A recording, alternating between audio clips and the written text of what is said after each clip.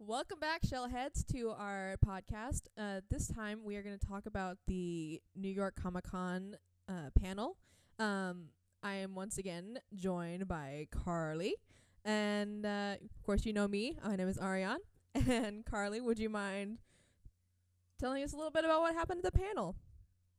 Well, we saw a couple of reveals, and just like that, this podcast is full of spoilers for season 4.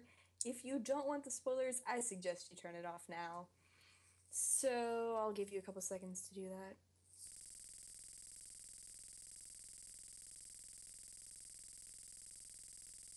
And hopefully everyone who doesn't want them has tuned out. All right, guys. Panel, not too many reveals at this one, actually. I think because San Diego's Comic-Con panel was a little bit bigger and longer, they probably did most of their reveals there. We get about 3 major revelations at this one. Today's episode is going to be formatted a little differently since it's not a regular episode based on an actual episode and it's based on a panel. We're going to go through all 3 of the reveals. We're going to tell you how we feel about them. We're going to tell you things that we disliked about the panel. We'll tell you our favorite things about the panel. And then we'll conclude with some predictions for season 4. So the first thing that's revealed at the panel in the upcoming season is... I'll let you take the wheel that one because I feel like I'm talking too much. Sal Commander, who is part of an, what do they call them? Salamandrian. Salamandrians. Something like that. And basically what we're told about him is that he is a veteran, a war general, and he seems to have a really strong warrior's code based on the little clip that we saw of him. And my overall impression of him, I think he's going to be quite the interesting addition to the crew. What do you think, Carly? Well, I really like that they took the neutralizers species and made it an entire race. And we see the neutralizer as this really go after warrior type character. So to see that his entire race is pretty much based on those morals, it's pretty cool. Sal Commander, which by the way, I just have to give 10 out of 10 for that pun. Salamander, Sal Commander. Great job, 2012. But yeah, I like their warrior type personality. We even saw Mona Lisa in that clip, which was, I didn't expect that to happen. That was pretty big. She also, of course, has that whole, they denied us of glorious battle, we have to go after them, it's a fight, war, blah, blah, blah, type personality. So that's going to be, judging from that one little 45-second clip we got, it's going to be a pretty heavy action battle-based episode. I can't wait to meet more of this race either, especially Sal Commander. I'm with you. He seems like he's going to be really cool. I like that he seems like he sticks to morality or different morality because he's like, I don't really want to fight them. I respect them. They stick together. And Mona Lisa's just like, nope, gotta go. Gonna fight him. We gotta fight him. There's no way out of it. He's voiced by Keith David, who is actually one of my favorite voice actors. He's from Halo 2, if anybody is a Halo fan. He was the Arbiter in Halo 2. And I loved that storyline. I'm just I love Keith David. I'm so pumped that he's the Sal Commander or just Sal Commander. I'm not sure which one it is. But I'm super excited to see him. I think it's going to be a great episode. I'm really looking forward to see more of where the neutralizer came from, especially. Yeah, that'll be really fun to see. Another thing that was revealed was this genie-like creature who is known as Worm or the Worm. Just Worm. Just Worm. Okay. With an I with a Y instead of yeah, with a Y. O. I was like, wait, what? Hold on. And I get the feeling that his episode is going to be quite a bit silly. And from what I can tell of the clip that we saw, it seems like Casey wishes for something. I'm going to guess that Casey wishes for strong hockey pucks or something. To be blue.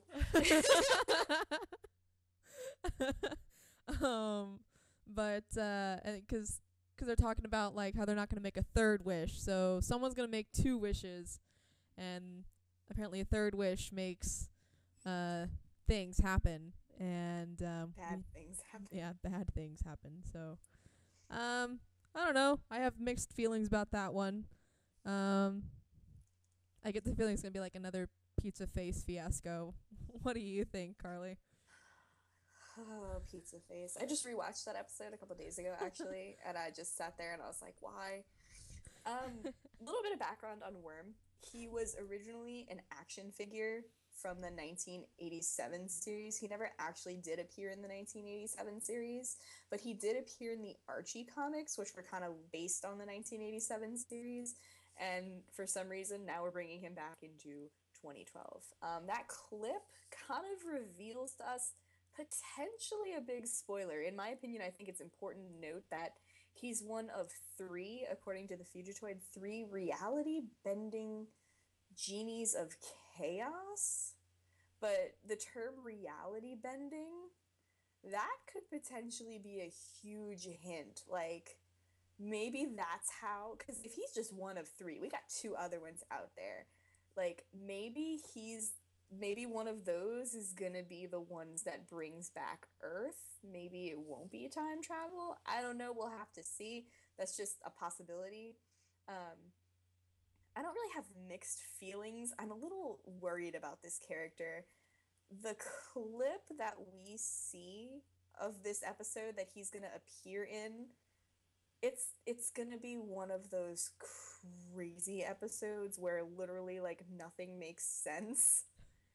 And if you guys like follow my blog and you follow this podcast, you know that the episodes that don't really make the most sense tend to be my least favorite episodes, kind of like Race with the Demon from season 3. Like, I still don't understand how, whatever. Why? But I mean, I'm a little worried. I mean, like, I'm very optimistic for season 4. I think it's gonna be really cool to see the guys travel through space and see whatever they're gonna see. There's gonna be some crazy stuff out there. This character is literally one perfect example that there is crazy stuff out there and we are gonna encounter it. But I mean, an episode where things like this guy in this clip is like batting them around with baseball bats, and like he's turning his hand into a giant hammer and smashing Michelangelo, and I'm kind of just like, I'm a little, but I mean, I haven't seen it yet. I can't make a final judgment. We'll see what happens when it actually premieres. But I know we both really are excited to talk about this one. The third and probably the biggest reveal at New York Comic Con 2015. Ariane? The one that has both Carly and I shaking with excitement is the 80s and 2012 crossover. Yay! Inaudible screaming. And we only saw like storyboard for that, but I'm crossing my fingers that this is what's going to be the mid-season finale. That's what I'm hoping for. Just because I don't want it to be over in one episode. I don't want it to be over in one episode, especially with what they're saying of like they're gonna bring in possibly Mirage. And I'm just like, oh my God.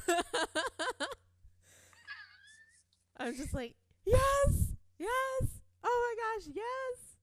And just imagining like, and I don't know, some of the things they were saying with the 2012 characters jumping into the hand-drawn animation style, and then the 87 characters jumping into the CG animation style. I'm just like, oh my goodness. 'Cause I don't know, I call me nostalgic, but I really miss the hand-drawn animation of my childhood. But I would love to see them as hand-drawn. Carly, go ahead. I am pretty much on the same boat with you. I am a huge fan of that 2D animation. I miss it every day. Like, I think the 2012 series is beautiful the way it is. I love the way that they have done some of the graphics for the 2012 series, but I grew up on 2D animation. It holds a special place in my heart. And the 2003 series, still one of the reasons it's my favorite series, is because it's all in 2D. And that is perfect to me. There is so much to look forward to in this. And the entire time they were kind of talking about it, like, well, we might see some jumping in and out of this and jumping into that and jumping into a Mirage comic. And I'm just sitting there like, oh my god, Turtles forever, Turtles forever, Turtles forever, Turtles forever. Like, the major thing that Turtles Forever did wrong was that they didn't have the original 1987 voice cast, and we are bringing all of the 1987 voice cast back for this. Like, even Pat Fraley is coming back to play Krang, and they keep talking. One of the things that they said was one of the best moments in the entire series is Pat Fraley up against Nolan North, which means that the Krang are going to interact with Krang, and I think it's gonna be so funny. I'm super pumped to see what the 1987 Turtles look like in CGI. I'm really excited to see the scene where the 2012 Turtles are in the 1987 universe, because Raph, they're all like, why are we so flat? And Raph's like, I can't even see my own butt, like, and then Mikey hit it off. It's gonna be so funny. That line in the clip that was revealed to us, that line when Raph tackles 1987 Raph, and 1987 Raph is like, he says something, but the line is based on you imposter. Like, how funny.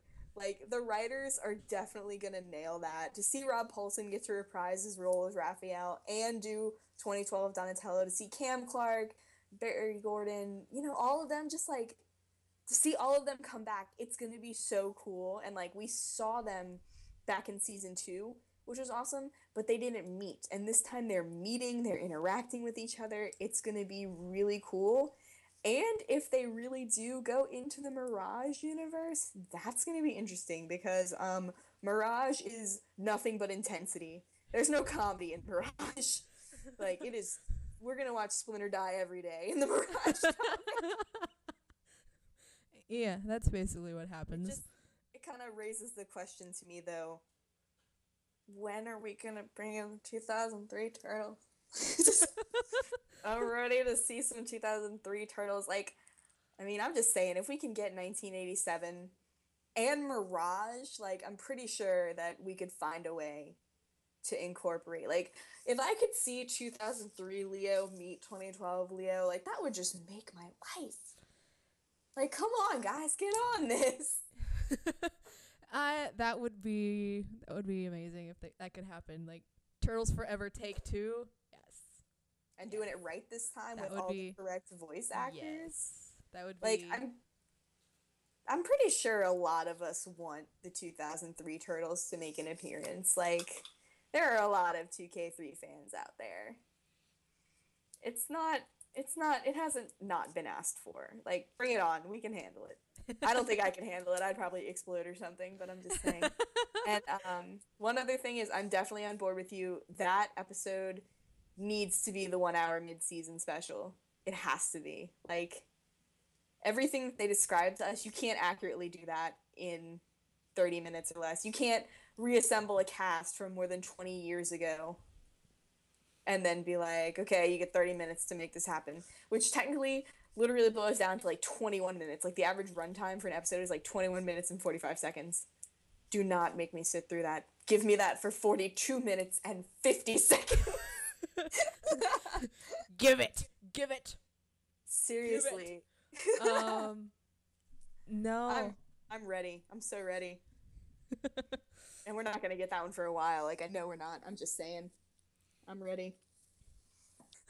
I'm thinking about it. Like, the more I think about it, like, the more interesting it's gonna be to see the personalities of the 2012 Turtles interact with the 1987 Turtles. Like, Raph was the sassy one in 1987, and Raph in 2012 is the hothead. Like, how do you think Sean Astin's gonna take it when Rob Paulsen sasses him and breaks the fourth wall. I hope it's like something similar to the way that all the characters took it in like Turtles Forever. All of them are like, "Who are you talking to?" Yes. Like, oh my goodness, like has there I think there's only been like one fourth wall joke in 2012, and I know people will correct me when I'm wrong, but like I think Mikey made a fourth wall joke way early in the show, and I think it was like fourth wall, but I've made more than one, but I can't specifically remember either. I'm just too pumped about this episode that's coming up.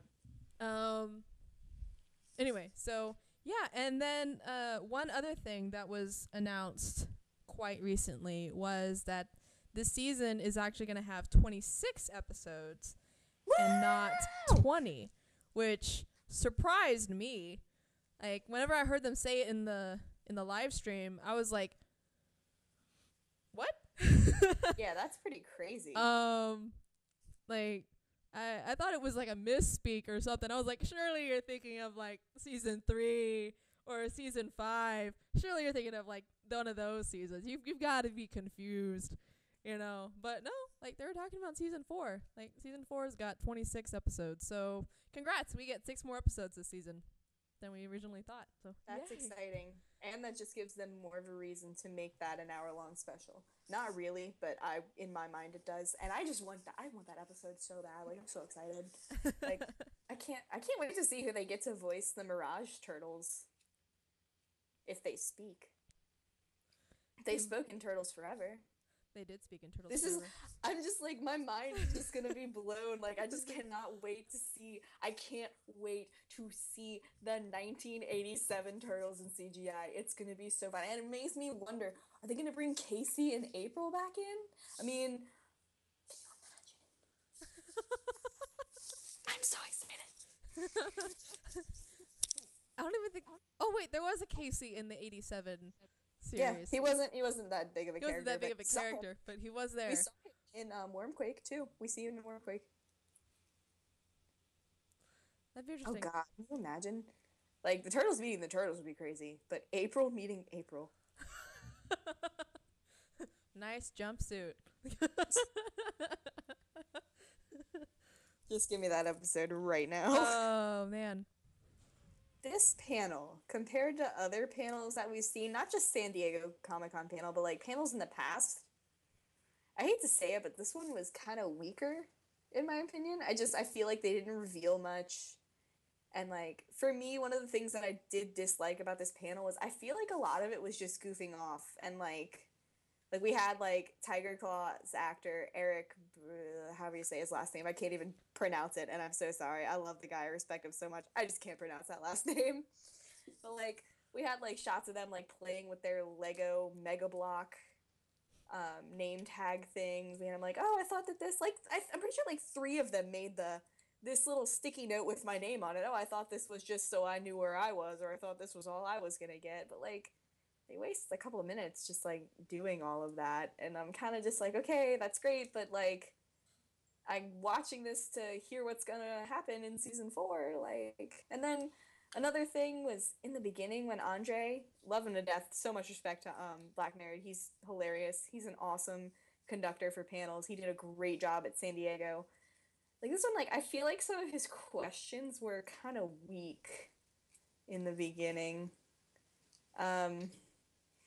Especially like when he didn't like really ask Rob Paulsen anything new. Like I feel like we've gotten the Rob, how does it feel? What's the difference between this and the 1987 series? And how does it feel to be a part of this fandom and like this franchise and blah blah blah? And you're such an icon. And every time Rob Paulsen's just like, I'm just astounded that it's lasted so long and we have such a big fan base. And I'm kind of just like, okay, we've heard that before. Ask him some series related questions like, what are your hopes for Donatello's role in this season? Like, you know, give us more about the season. Ugh. Yeah, I agree with you there. mad respect for Andre. He I feel like his compared to the last time he hosted the panel, like from San Diego to now, I think he did better at San Diego than he did at this one. But just an opinion. I did like his first question, like when he turned to the writers and was like, "Why?" Like, I think that he in that moment represented the entirety of the 2012 fandom. Yeah, I thought that was pretty good. Why? Like, why? Why? And then I think Brandon Allman was just like, well, why not? Sarah said that. Why? I mean, why not? I was like, you broke my heart. And I was like, fair enough. Fair enough. You also broke my heart. But yeah, it's pretty good. I liked that moment. And then Hoon Lee was a lot of fun. Hoon Lee was my favorite part of this. I had two favorite parts of this entire panel, and Hoon Lee. Like, if Hoon Lee wasn't one of your favorite parts of the panel, you're doing it wrong. Because, like, literally, when they show that clip, and Ciro's trying to explain, like, these characters live by the sword and die by the sword, and, you know, we have to show those consequences, and you guys thought it was emotional. Like, I struggled too. I had to watch it a bunch of times to create it. And Hoon Lee, out of nowhere, but somehow you muscled through it. I was dying of laughter. He is so funny. And like they were like, what character do you play? And he was like, no one. I play no one. I was like, oh my god, Splinter / Hoon Lee. He was like perfect. Like I remember whenever I saw him, I was like, that awkward moment when the dead dad shows up to the to the panel. Yeah. The character. Two characters that they offed in the season 3 finale are there to promote season 4. It's like, that's awkward. Stab in the heart. Can we just appreciate that they FaceTimed Sean Astin in the middle of the... So, like, it was really cool that Sean Astin got to, like, have a moment. I was pretty upset when he was like, can I answer a question? And, like, they didn't ask him one. Oh. Yeah, he was away at Hawaii. He's training for a marathon. Well, how does this panel make you feel for season 4? What do you think's gonna happen? How you feeling about it? You excited? You kind of scared? I am trying my best to remain like hopeful, but because I'm really excited about the crossover episode. And I'm really interested about learning more about the Salamandrians. I'm a little nervous about one of the things that Ciro Nieli said after they showed the first episode of season 4. Mainly because I'm not going to get it too much into it because I ranted about it on in writing online, but the whole 6 months thing just makes me really, really nervous that they're gonna just fix it right off the bat, and I'm like, okay, but I'm hoping that I'm reading too much into it and that's really nothing, but whatever. But as far as the whole, I'm really excited about it. Hoping for good things. I'm optimistic. I'm not really too concerned about the 6-month thing because honestly, 2012 just did not know how to time at all. I mean, like, it's been 2 years and the turtles are still 15. So, I mean, I'm just saying the time thing isn't too much of a worry for me. That is true. That is I'm pretty optimistic. I mean, we've seen episodes where the team has just been like given free reins to creativity. They're not limited to anything, and those are like their best episodes. Like Fungus Humongous, when they were just like, you can do anything you want in the sewers, just go ahead, and they like created these beautiful scenery. They made an awesome episode, an awesome story. Like now they're going off beyond the known universe. Is the literally the first episode of the first episode of the season. Excuse me. I'm just saying, like, beyond the known universe, like, they can create anything they want to at this point. And obviously they have. We're going to see some crazy stuff. And my only hope is that it all kind of is logical. That's my only thing. Like, I'm really nervous about the worm episode. I'm kind of just, like, not in the mood to sit there for 20 minutes and watch turtles be flattened and then reshaped and then changed into things that don't make sense. Like, just come on, give me some logic in there. Keep it logical. I'm excited to meet new characters. I'm excited to see classic characters come back. Please don't make Mona Lisa and Raph a shipping thing. Please. Like, I know a lot of you guys from 1987 shipped them, but guys, she was literally in one episode of the series, and then we never saw her again. Like, she can be important in 2012. I'm excited to see strong female characters all the time, yes, but if she's literally coming in to be a love interest for Raph,